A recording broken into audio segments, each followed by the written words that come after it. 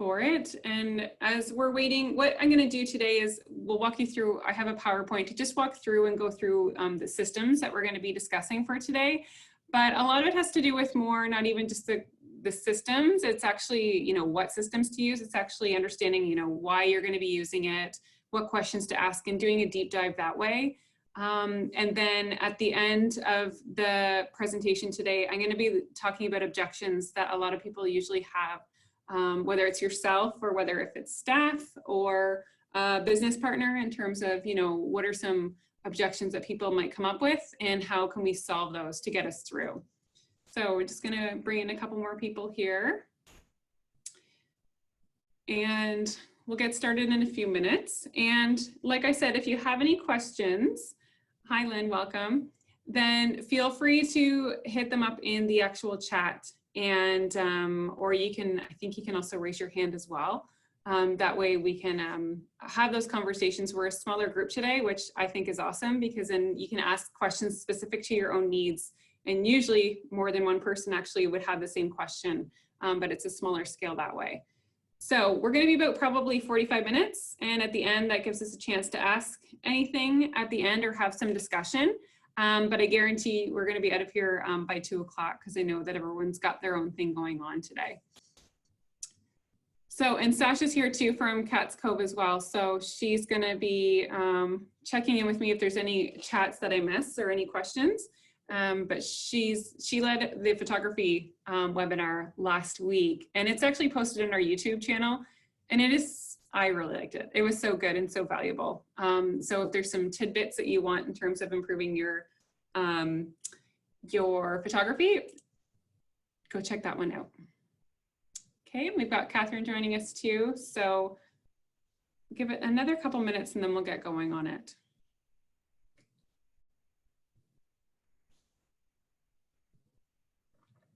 I was telling Sasha this morning that I just finished teaching just a 2.5-hour class with Algonquin College through Zoom. And so it was an interesting experiment. It's like social experimentation all in one day, but the students were really, really good and very engaging. So it was helpful that way, but it's a whole new level for them as well as they're learning online engagement and what it can all mean. So anyway. Okay. So if, as we're waiting to, I just wanted to say there's the chat button, like I said, but if you have a question, put your hand up, and also if you want to write down anything that comes to mind, feel free to, but we're also going to send you this link after as well. So if there's anything that you missed, then there's no need to worry too much about it. But I think what we'll do is we'll go ahead and we will just let another person in there. And I am going to eventually share my screen. And hi, Donna, how are you? And like I just said, feel free to put up anything up in the chat, and we'll get started as we move forward, because your time is valuable. Okay, so I'm going to pull up my presentation here, and we're going to go through this for the next 45 minutes. And let me just check here. This is called doing two things at once.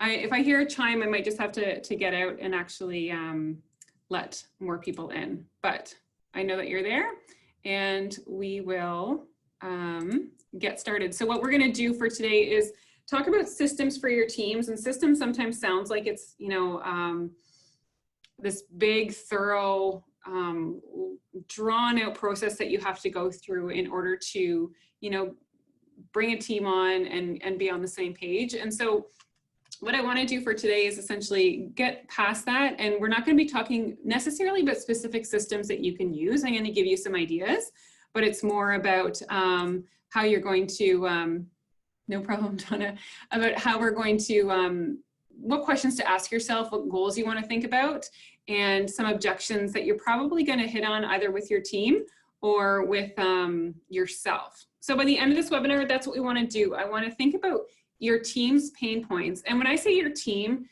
it might just be you, and that just might be yourself, and you're going to have your own pain points, and that's okay. So that's something to consider.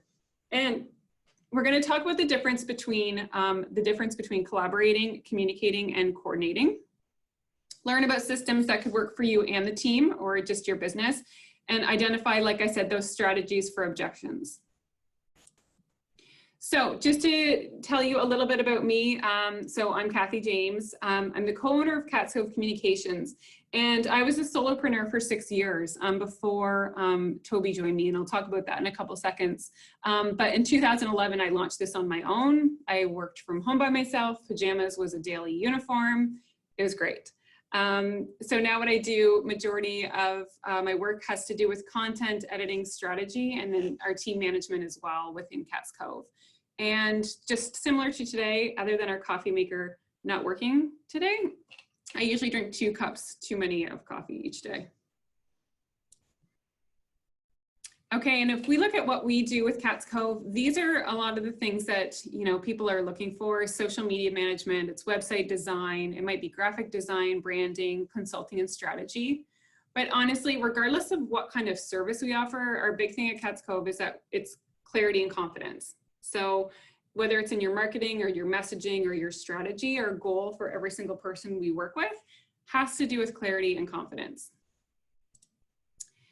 So a couple things before we get going. If you have questions, ask them in the chat box. Don't be shy, please. We're a small group, which I'm excited for, and I really want to make sure that you get as much value as possible from today. So I really want to make sure that you're able to ask your questions, put it out there, and make sure that you feel like you've come away with something from today's webinar. Like I said, we're going to send you a link after it's done. And if you have one commitment today, it's maybe to just commit to taking a baby step in some of this systems talk that we're looking at, rather than trying to go down a big rabbit hole that you will never get out of, / that I never got out of. Okay, so first, though, what I want to do is start with a bit of a story and give you a bit of a background. So that is me with, what is that purse? I don't know. But that's me actually when I was just starting to work at a newspaper in Smiths Falls.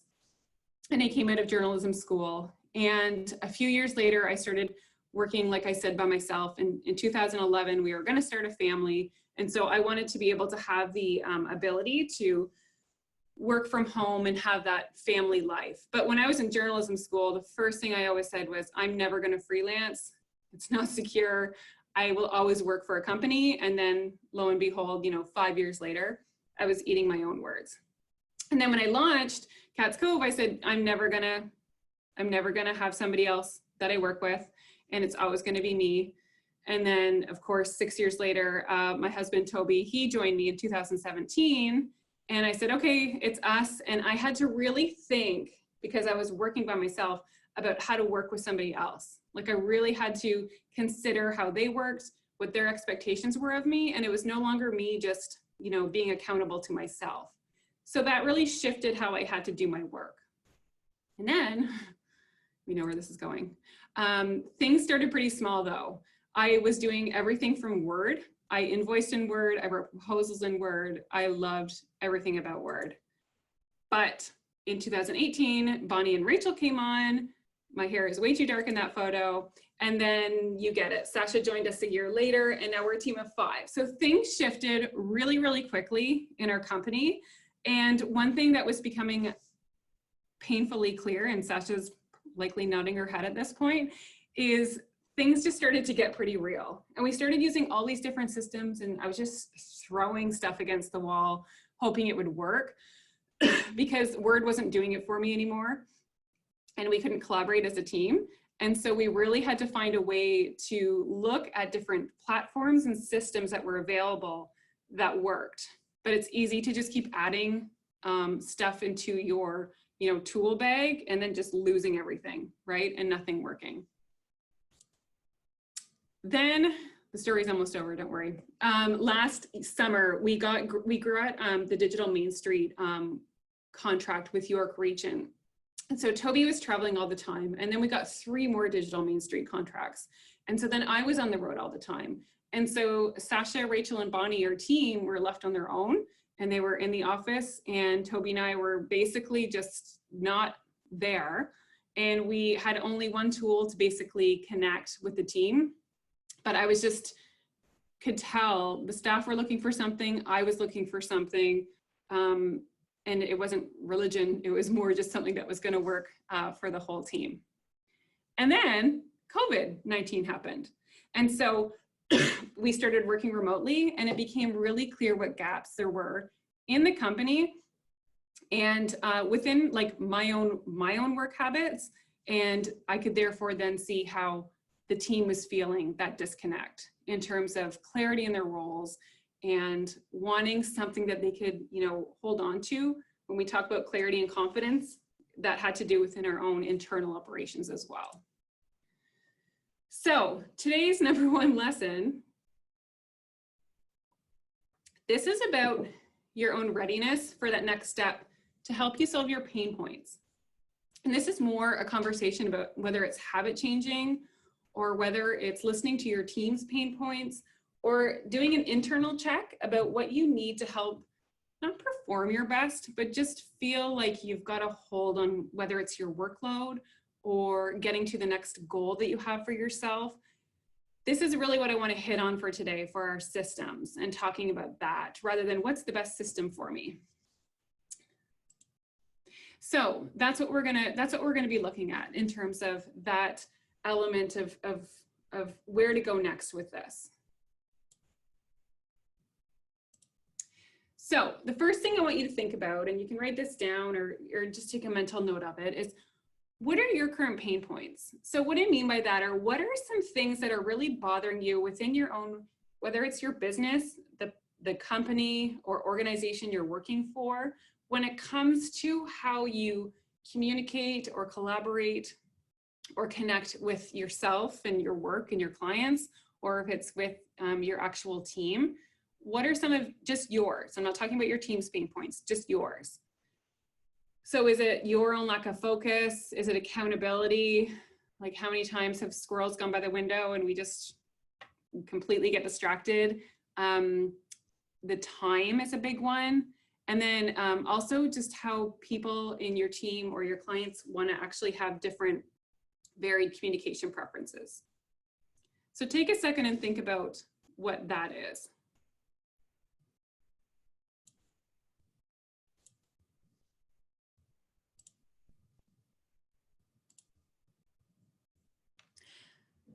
So for me, a lot of it had to do with I just didn't know where we were going.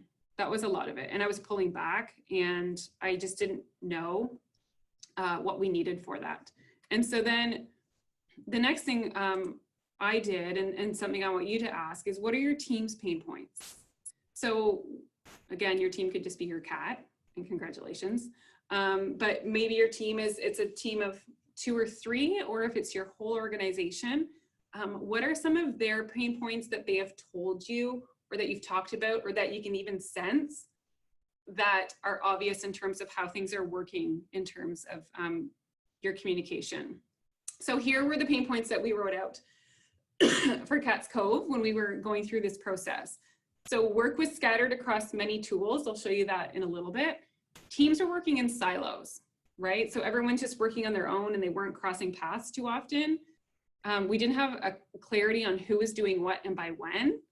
And anytime we brought on a repeat client project, we had to start over every single time. And so that was wasting a lot of our time.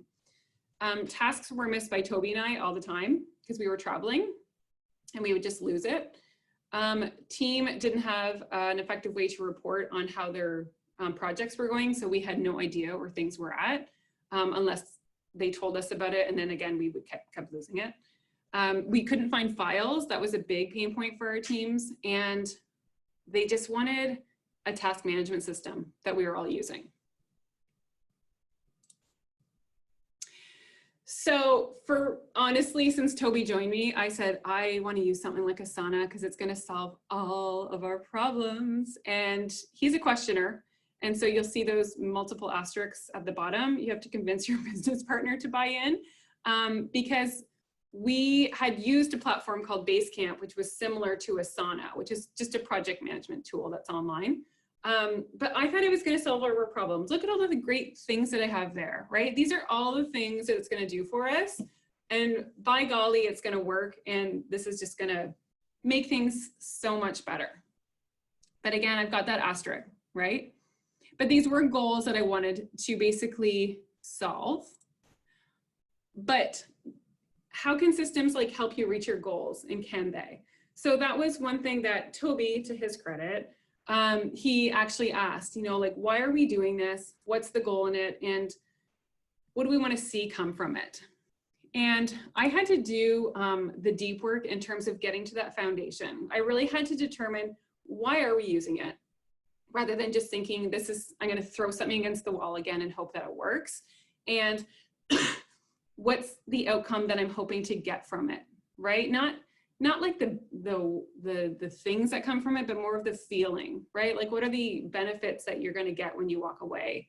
Introducing a new system to your team. So Asana, actually, they make you go through this whole process yourself. So they like Tobified it for me anyway.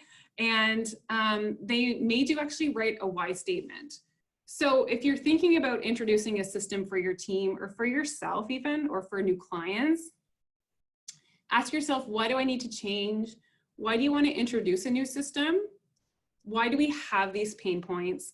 And then like ask why 5 more times in different ways. And run it by a couple of people to say, okay, this is what I'm thinking and this is why. What do you think? And they might ask you why 5 more times. But writing your why statement might give you that clarity in terms of understanding you're not just throwing something against the wall. So here was our why statement. So you can take a read at it rather than me reading it verbatim.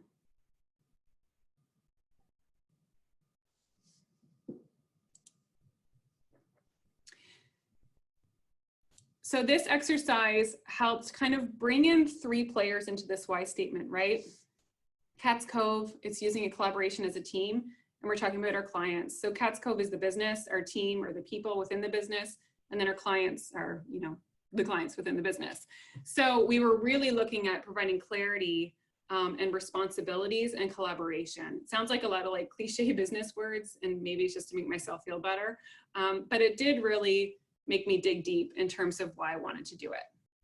So that would be the first thing I'd say is, if you're looking at introducing something, think about your why. And then think about your goals. They can be simple, like increase our capacity. So we're reducing, you know, time spent on projects, and then we can increase our capacity as a team. You might reduce correspondence for clarification. Think about, what do I want to get from this? We set out some metric goals. So one example was 25% less messaging as a result of using Asana. And I think, Sasha, you might agree that we've seriously reduced in our messaging because we have a system to go in place.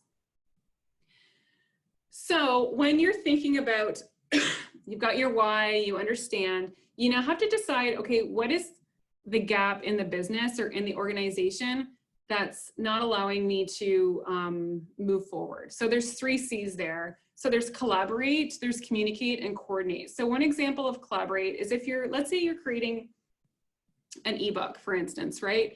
And you've got, you're working with somebody like in your company, and you're both working on this ebook, you're gonna use Google Drive to share that file, right? That's collaboration. The next is communicate. So how do you communicate with your team? So is it through email all the time and you go back and forth 4 million times? Are you using WhatsApp? Are you texting? We use Slack, which is a messenger tool that's free online. And it allows us to look at our projects in different channels. So we're not just talking on one platform. There's Facebook Messenger. Some people use Microsoft Teams. My son's grade 7 or grade 2, he's 7. Their classroom uses Teams. And then there's coordinate. So how are you coordinating all the work? So that's where what we were missing. We were missing the coordination, the project management tool to help us kind of bridge all those tasks together, right? Because the tasks were getting lost between collaboration and communication. So this held us accountable as a team to knowing who's doing what task, when, and how things are going. Okay, so that was going to solve all of our problems. For Asana, it was to help us coordinate, set deadlines, seeing a workflow. We can still communicate in Asana, and it reduced all the other platforms we were using. So that's what I want you to think about, is what system you need for what purpose. Is it for better communication? Is it for better collaboration? Or is it for better coordination? There's a lot of C's going on there, but.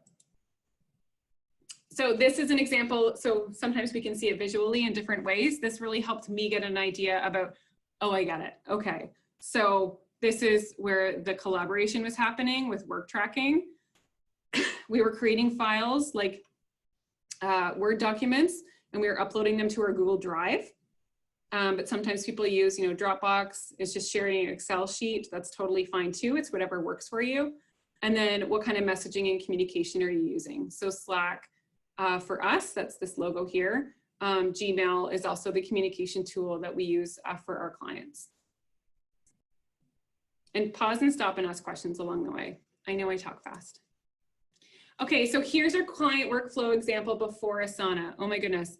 So one of our staff members, this was email, this was Slack, and this was the monthly calendar that she would create for herself and for us to show us her workflow. So that's how it looked back in November. And then now this is what it looks like when we're using Asana, right? So if we go back, oh wait.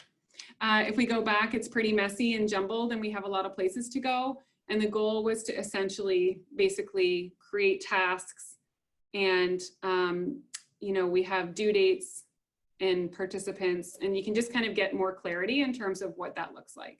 So that's what we utilized. But you have to determine, okay, what platform is going to work for me, right? So if you're looking at project management tools, here's a few different examples. So Asana, as you can tell, I'm a convert, but I really like it because their training was incredible. They have lots of videos. We were assigned somebody who actually called me and talked me through stuff, and I can email her anytime when we have questions. And that has to, you have to consider what your budget is too, which we'll talk about in a second. Other ones are Rike, Basecamp, Monday.com. You'd probably see it in all your social media advertising because they are killing it right now with their advertising. But even your email calendar can be something that you could use as a project management tool and assign tasks using that. So considerations that you'd want to think about for your project management tool is, what is your team size? So are you a group of, is it just you? Is it a group of 30? Is it a group of 3? How big is that team? Because that will probably impact your budget too. So for Asana, it costs us, I believe, the platform we're using, I think it's $29 US a month per seat, so per person, right? So it starts to add up. If you have a team of 30, this isn't like pennies here. You're actually having to create a budget for that. So look at what your project sizes are. What kind of projects would you want to be putting into that? And what's your team's technical knowledge and online use? So I was talking with a retail shop owner who was frustrated, by having to-dos that she was trying to coordinate with her staff. Some of the stuff were using Facebook Messenger, some stuff preferred the journal where she would write things in every day for them to look at because they didn't want to use their phones or they didn't have phones. So you have to understand what's the team's willingness or technical knowledge to help you move forward. What's your commitment level? So remember I talked about throwing stuff against the wall and hoping it's stuck. That doesn't work, shocking, I know. So what level of commitment do you have to actually putting this stuff into action? And then what's your reality? So how can you prioritize your time for this? We're in a weird time right now. We're in a pandemic, staff layoffs are a real thing. Your capacity, both mentally and emotionally, and your schedule is also really impacted. So being mindful of what your reality is also something to consider when you're trying to implement a project management tool. So for months, I thought Asana was the solution, but really I had no time to do it when we were doing Digital Main Street. COVID forced us to do it, but it also, we slowed down quite a bit in terms of, we weren't doing the one-on-one meetings anymore for Digital Main Street. So it allowed that capacity and the time to do that. Okay, if you think that your gap is communication, here are some tools that you can think about. So we use Slack, which is free for the first 10,000 messages. We have massively gone beyond 10,000 messages because we like to use Giphies, however you want to say it. But really what it does is it is a tool that you can use that helps you with communicating and breaking down your projects into different channels. And you can do it free for up to 10,000 messages.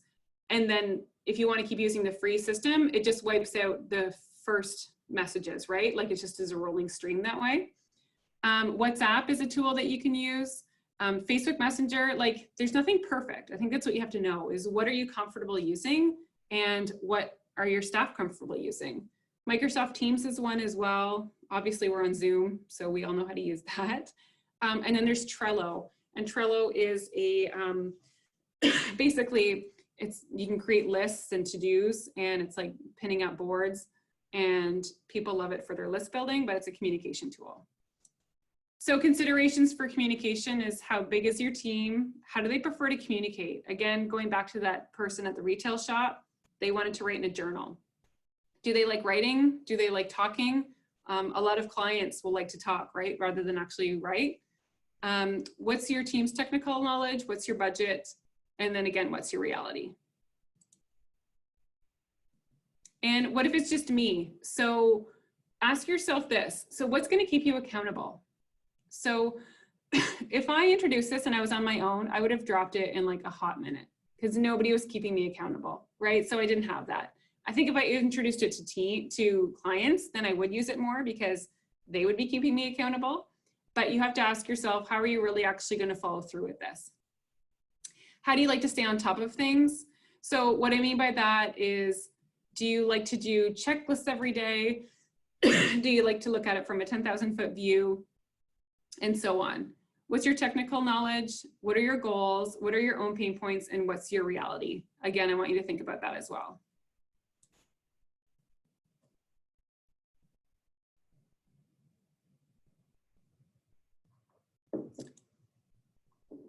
Okay, so once you decide that you want to tackle something and you want to go for it, and you are going to do this because you are on board, then you have to do two things. You have to train yourself on it like it's your job, and then you have to train your team like it's your job. So when we introduced Asana, I knew, because I had a business partner who was questioning me fully on it, I had to get everybody on board for it. So I introduced the concept that we were bringing it onto the team, and then I set up a training schedule for myself and for the team so that we would all have buy-in on it. So I did the webinars for bringing somebody on board. I did the webinars all myself, so I learned how to do it. And then I set up a team training system. It was like my dreams coming true. But how we did this is we first did a group training launch. So I talked about the foundation, right? I talked about our why statement. I talked. Okay, sorry about that, everyone. Thanks for your patience on this. Okay, so I'm gonna go back to, okay, we were talking about team training. And so this is the idea that you're gonna actually send, this is what I did. I sent a follow-up email outlining next steps, and then they completed a training webinar. And then we scheduled a time to sit back down with them again to go one-on-one and ask specific questions. And then I uploaded documents that they can reference anytime. And then I told them what their next steps were. And then I did a timeline outline and followed up with an email and in our staff meeting mentions. So not that our team has excuses, but there's no excuse, right? In order to, you've got one-on-one training, you've got documents accessible to you, and you've done a webinar. So hopefully by this time you feel like you're confident as a team member implementing it. And one of the biggest things that Asana taught us was actually cheerleading through the process when your team gets on board. So actually going, okay, we're going to, oh, just a sec, I'm going to,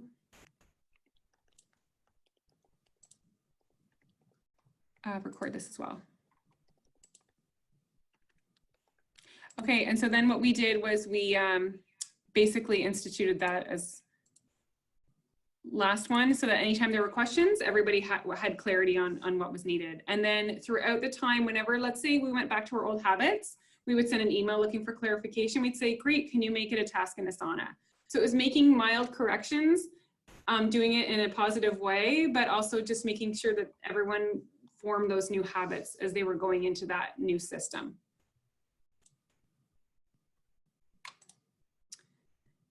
And then we introduced conventions and expectations. So anytime that you're bringing on any kind of platform, you have to do the training, but you have to also outline how you'll use each system and live it out. So the worst thing you can do is say, we're going to use this new system, and then you don't really do it, and then they don't do it, and then you get mad at them, and then they get frustrated because they had no idea that those were the expectations, right? So how do we live it out? We have to be those leaders as we go forward with it, and celebrate those small wins, like I said. So this is an example of what we did for our launch with Asana. So here are the 4 different kind of tools that we commonly use. And then this was the table of the purpose, the type of communications, what it's appropriate for, and examples. So Asana is 90% of our internal work. Oh, there's the fire truck going. So maybe that answers our question. These are the type of communications we're going to do, and it's appropriate for staff and team communications, project updates, individual tasks. Whereas email is external communication, and it's for clients, contractors. You know, if we're talking with the Chamber of Commerce, we're not going to bring them into Asana. But a lot of the times is we're going to be using email to communicate with clients. So once you decide on the systems that you want to use, you're actually going to then decide how does each one play into it. So your team has clarity on how they use each system.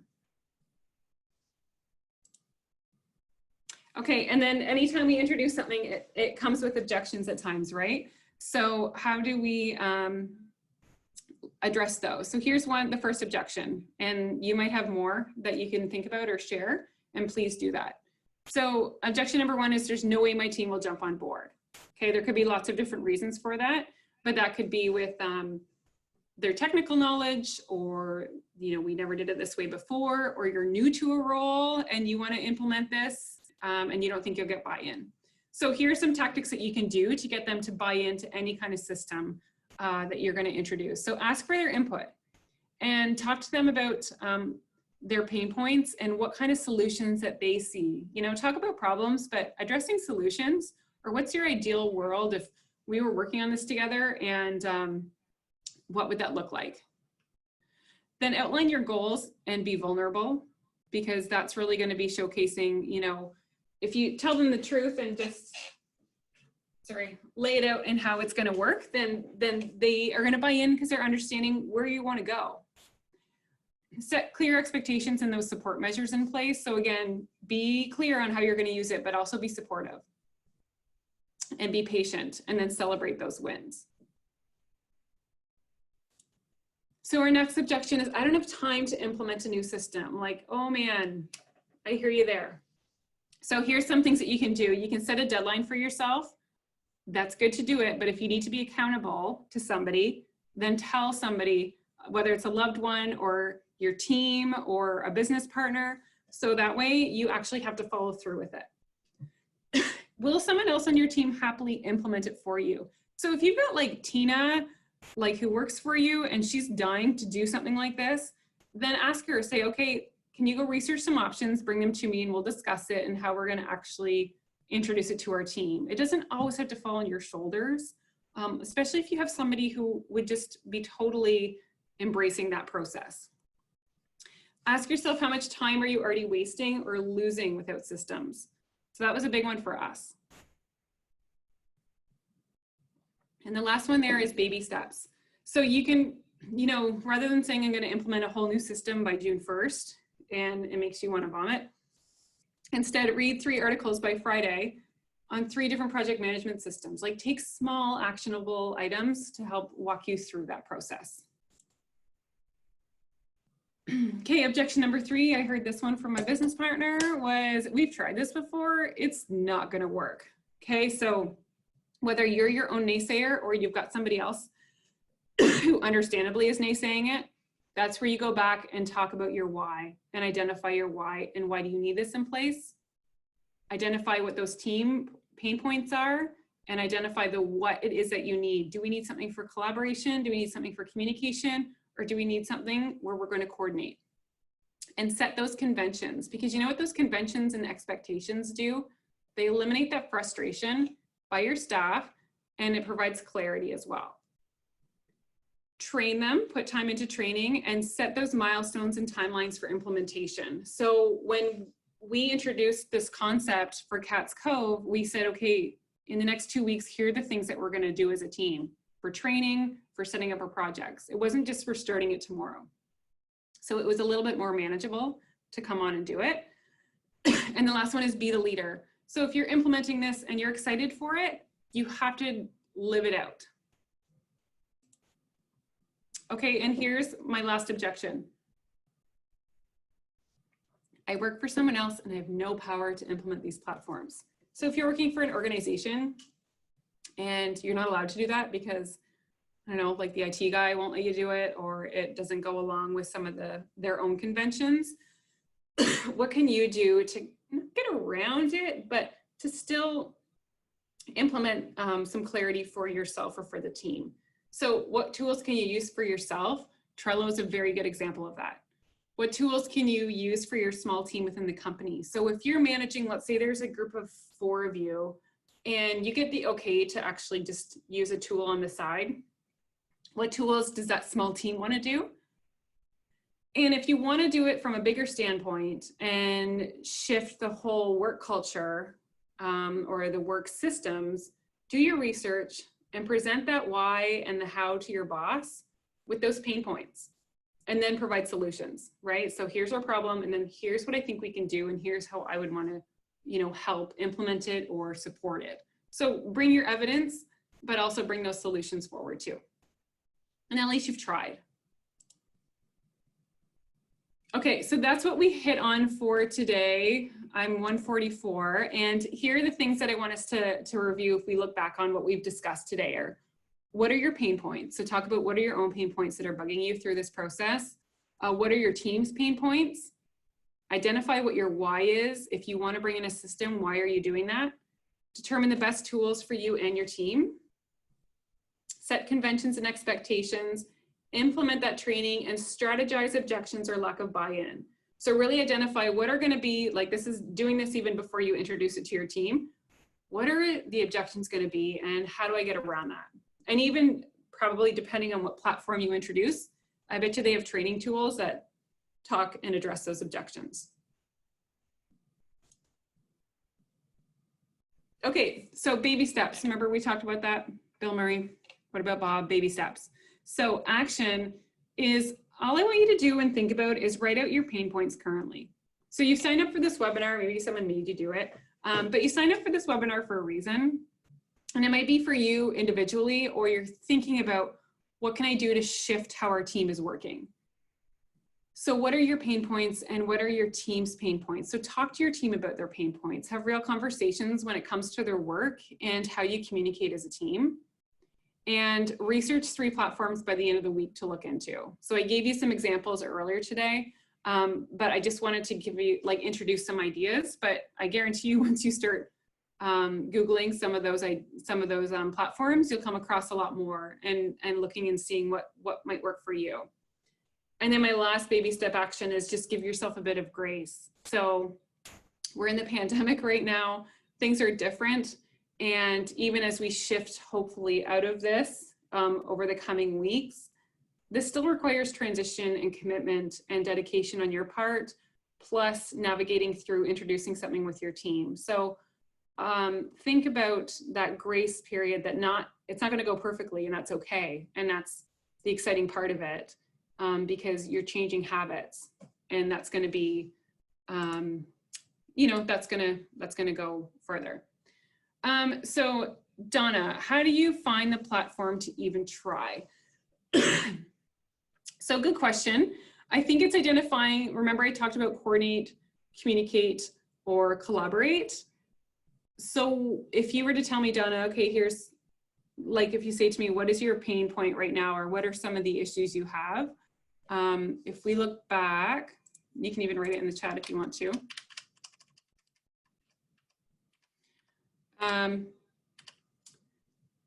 Like here are communication tools that you could use. And here are project management tools that you could use. So I would literally go online and do a bit of a deep dive. Basecamp is another one. I found it kind of clunky. There's tons out there, but it's actually even just getting on the phone and talking to a couple of these companies and saying, okay, you know, what are the benefits? Or you read a couple of articles comparing them. So if you Google like compare project management tools or online project management tools, I guarantee you're going to get a slew of articles that outline the differences. Again, that can get overwhelming though, right? So it's first identifying what need you need to address. And then hopefully some of these tools that I've listed can help kind of give you a bit of clarity that way. Does that answer your question?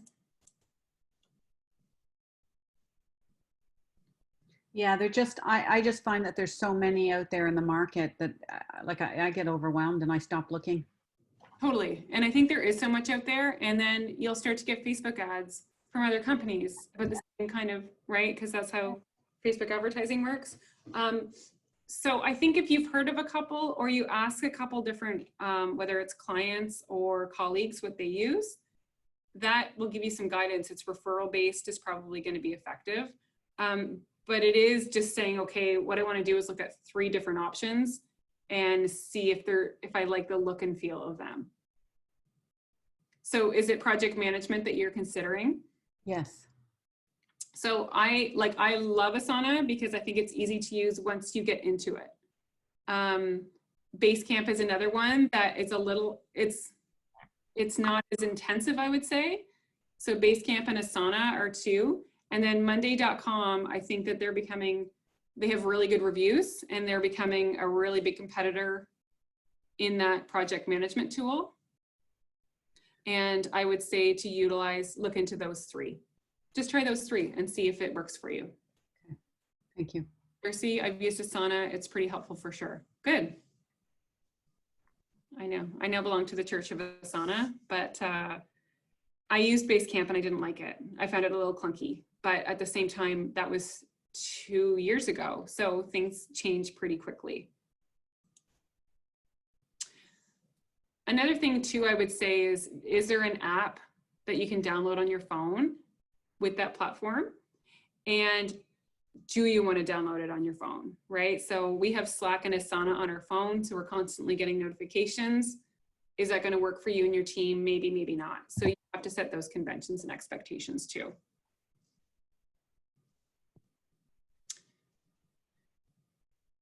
For service-based project management, Tracy said, check out Jobber. Oh, okay, great. There is so many, right? There's so many, I think, good ones out there. And I think it has to feel right to you. Once you come across it, you'll go, oh, this looks right and feels right, rather than, I don't really know how to get around this. And even just watching a couple videos, if you're a visual learner, will help kind of give you that clarity as well.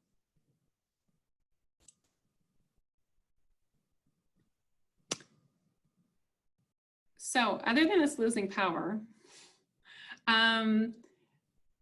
if we go back and look at all the things we've talked about, are there any other questions or anything specific that you wanted to hit on that maybe I didn't necessarily touch on, but that you would want to, I'm just going to stop share, that you would want to actually, you know, hit on?